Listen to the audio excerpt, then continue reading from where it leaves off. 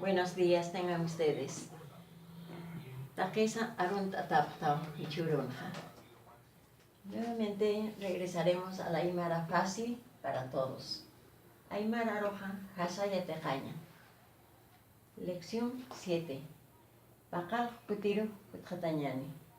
Pronombres personales, que se traduce sutilanti al suña.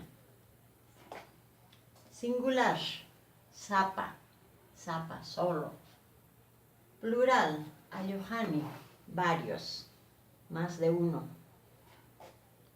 Naya sería yo, naya, yo. Nanaka, nosotros o nosotras. Juma, tú. Juma, tú. Jumanaka, ustedes. Jupa, ellos, él o ella. Jupa, él o ella en singular. En plural, jupanaka, ellos o ellas. Y también existe otro plural que aumentamos, sería hiwasa, que significa todos. Vamos a agregar algunos ejemplos. Ejemplos. Nayaja, Juanatua. Nayaja, Juanatua.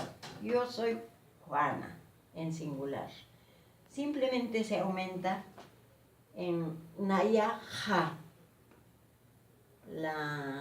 el terminal ja. Nayaja, Juanatua. Puede decir Nayaja, Pedrutua. Nayaja, Sarajawa. Verbos o nombres se le aumenta a estos pronombres. Humaja, Marcosa, Tawa. Tú eres Marcos. Tú eres Marcos. Hiwasaja, Sarañani. Nosotros iremos. Todos iremos, no nosotros. Simplemente Hiwasa quiere decir todos iremos.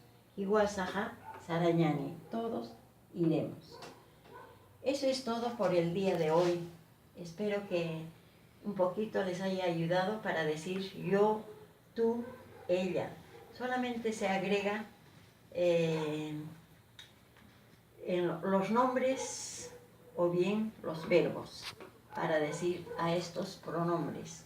Sería naya, puma, upa. En plural, nanaka, humanaka, hupanaka, hiwasa. Todos. Eso es todo. Muchísimas gracias.